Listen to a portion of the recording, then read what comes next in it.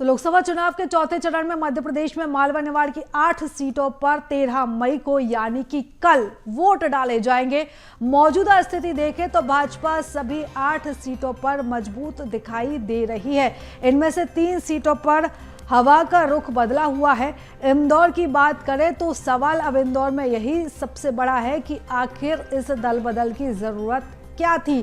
कांग्रेस ने मैदान छोड़ दिया और इसी के साथ साथ बीजेपी के प्रत्याशी शंकर लालवानी ने का रास्ता साफ हो गया। उन्होंने प्रचार तेज किया, लेकिन कांग्रेस नोटा का समर्थन करने की अपील यहां से जनता से कर रही है। कांग्रेस को फर्जी वोटिंग का डर है। सवाल बूथ पर अब कौन बैठेगा। नोटा ने सियासी हवा ही बदल दी है इंदौर की। हालांकि इंदौर बीजेपी का गढ़ कहा जाता है, लेकिन नोटा को वोट देने के लिए यहां पर अब कांग्रेस ने मुद्दा उठाया। कांग्रेस अब मुकाबले से बाहर है, तो ऐसे में अब कांग्रेस को यह डर सता रहा है। लेकिन बता दें कि नोटा पर ज्यादा वोट कांग्रेस दिलवाना चाहती है और इससे अब जन अभियान का मुद्दा देने की कोशिश भी जो है वो कांग्रेस कर रही है। तो लोकसभा क्षेत्र की 8 विधानसभा सीटें बीजेपी के पास है। इंदौर लोकसभा सीट की 8 विधानसभा सीटें बीजेपी के पास है, इसलिए बीजेपी यहाँ बेहद मजबूत स्थिति में नजर आ रही है। कांग्रेस के नेताओं का एक के बाद एक भाजपा में जाना, इससे भी काफी नुकसान कांग्रेस को पहुंचा है। उज्जैन की बात करते हैं, अनुसूचित जाति वर्ग के लिए आरक्षित है। इस सीट पर बीजेपी को काफी उम्मीद है। ये मुख्यमंत्री डॉक्टर मोहन यादव का भी गृह क्षेत्र है। कुछ दिन पहले कांग्रेस के प्रत्याशी महेश परमार ने यहां पर शिप्रा नदी की गंदगी का मुद्दा उठाया था। सुर्खियां भी उन्होंने बटोरी थी, हालांकि वो इसे मुद्दे में तब्दील नहीं कर पाए थे। महेश परमार अपने लेवल पर यहां पर तैयारी में जुटे हुए थे, लेकिन यहां पर भाजपा का कैडर सबसे ज्यादा मजबूत नजर आता है। दलित बाहुल क्षेत्र है, आरक्षण संविधान जरूर चर्चा में है यहां पर। और इसी के साथ कांग्रेस भाजपा के बीच डुबकी का खेल है। शिप्रा नदी का मुद्दा यहां पर काफी जोरों शोरों से उठाया गया था।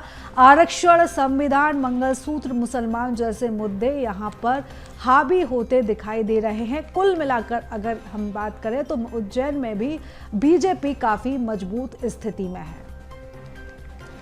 इसी के साथ ही अगर हम बात करें यहाँ पर तो अनुसूचित जाति का यहाँ पर दबदबा है। लोकल फैक्टर को लाने की भी यहाँ पर कोशिश की गई, हालांकि वो रंग नहीं लाई। रतलाम की बात करें तो इस सीट पर उम्मीदवार हैं कांग्रेस के कांतिलाल भूरिया। भील भिलाला की लड़ाई तो है ही। भूरिया 2 पत्नियों वाले बयान से एक बार फिर से सुर्खियों में है।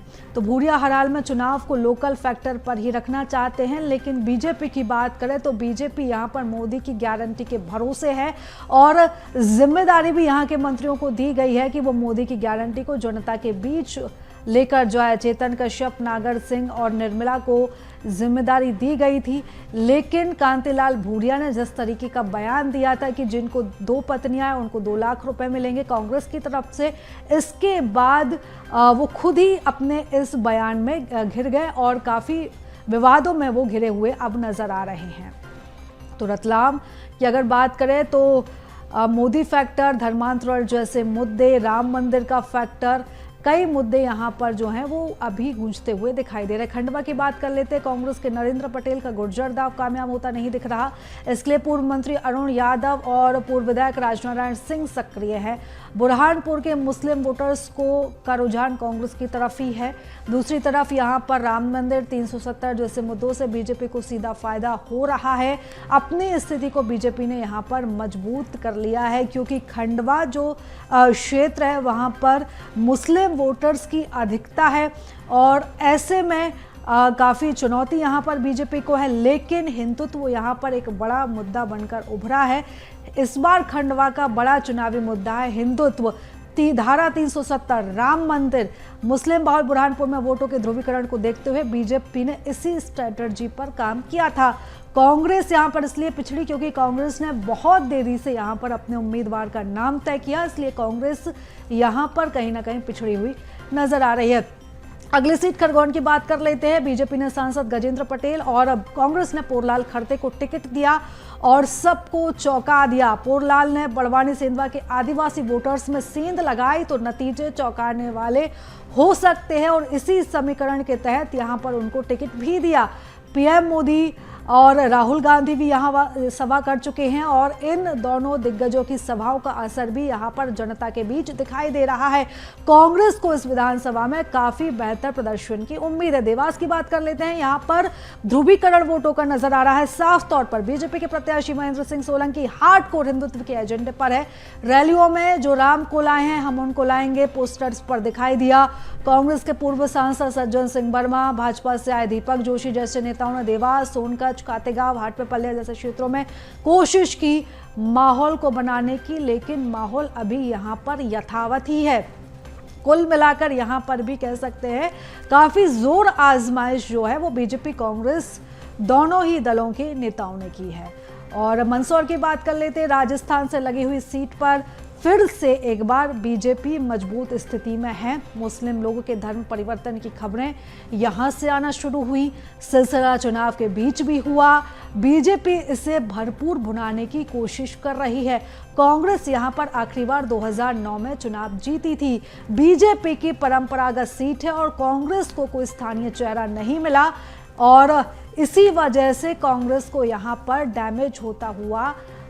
डैमेज यहां पर हो सकता है। ये अभी के आंकड़े हैं। धार की बात कर लेते हैं। भोजशाला मंदिर या मस्जिद, आखिर ये चुनावी मुद्दा बन ही गया। प्रधानमंत्री नरेंद्र मोदी ने खुद सभा में इसका जिक्र किया। मालवा निवाड़ में वोट बैंक के लिहाज से कांग्रेस यहां पर सबसे ज्यादा मजबूत स्थिति में है। बावजूद इसके अगर राष्ट्रीय मुद्दों की बात करें तो राष्ट्रीय मुद्दों के कारण, नेशनल इशू के कारण विधानसभा का चुनाव परफॉर्मेंस दोहरा पाने में मुश्किल का सामना करना पड़ा। यहाँ की 8 में से 5 सीटों पर कांग्रेस मजबूत थी, लेकिन बीजेपी का हिंदुत्व वाला कार्ड, राम मंदिर वाला मुद्दा, यहाँ से बीजेपी यहाँ पर मजबूत हो गई।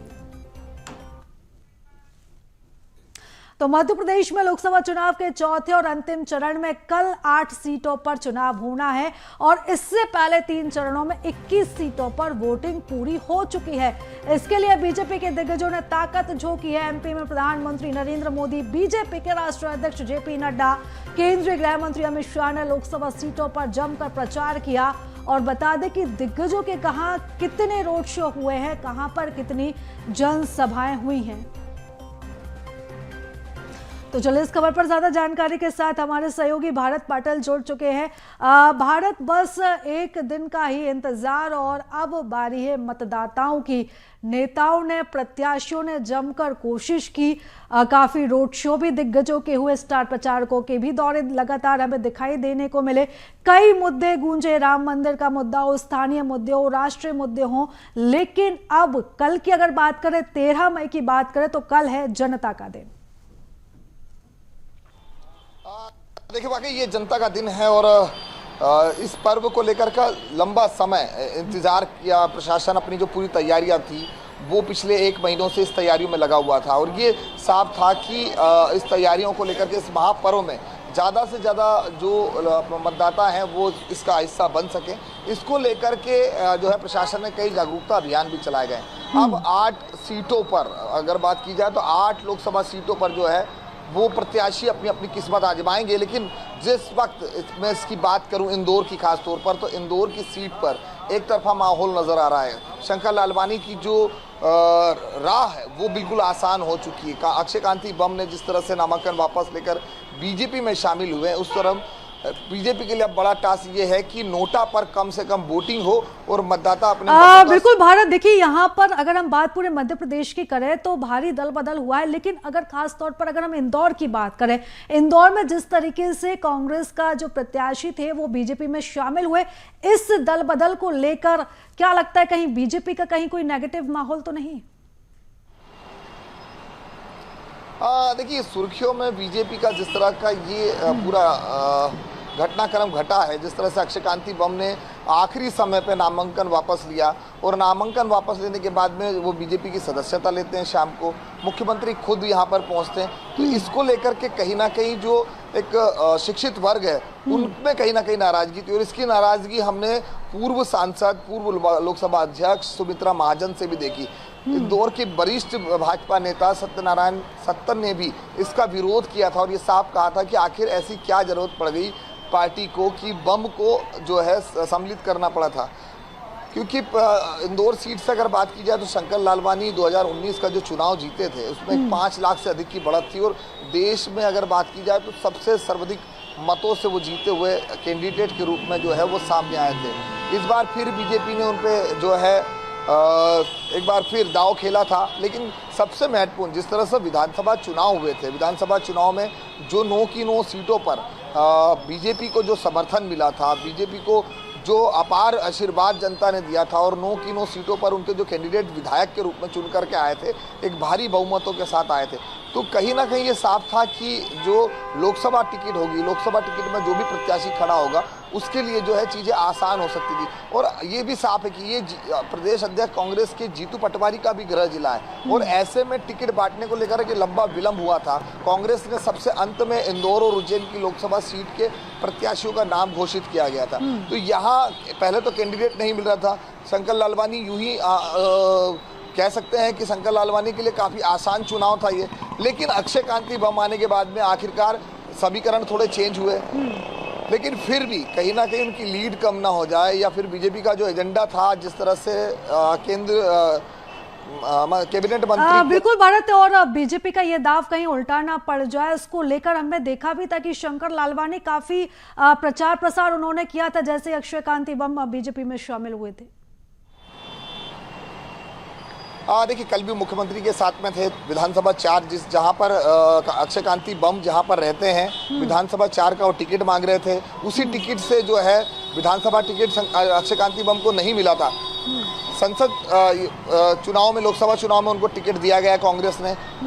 वो कांग्रेस को छोड़ करके बीजेपी में शामिल हुए। बीजेपी में शामिल होने के बाद में शंकर लालवानी उसी 4 नंबर से अपनी यात्रा शुरू करते हैं। 4 नंबर विधानसभा को इंदौर की अयोध्या कहा जाता है और अयोध्या में आपको बता दें कि अयोध्या में सीएम का रोड शो और भारी जन आभार वो साफ नजर आ रहा था। शंकर लालवानी वहाँ पर मौजूद थे, तुलसी सिलावट वहाँ पर मौजूद थे। तो तमाम जो चेहरे थे अंतिम दौर में भी, अंतिम जब बिगुल बंद हुआ था चुनाव का, उस दौरान भी जो है ये प्रचार प्रसार जो है थमने वाला था, उससे पहले मुख्यमंत्री ने अपना रोड शो किया था। शंकर लालवानी लगातार जो है ग्रामीण इलाकों में अब जाकर के अपना जनसंपर्क कर रहे थे, क्योंकि कहीं ना कहीं उन्हें ये खतरा था कि ग्रामीण इलाकों में शंकर लालवानी ने जहां जहां वो कई वर्षों से नहीं गए, इन 5 सालों में वो नहीं गए, उन लोगों से मुलाकात करके अपने जनप्रतिनिधि जो साथ में मौजूद थे उनके साथ में जो है अपना जनसंपर्क पूरा किया। लेकिन जनता का कितना आभार मिलता है, कल सुबह 7 बजे से जैसे ही सुबह की पहली किरण होगी, उस पहली किरण के साथ बता दें आपको कि ये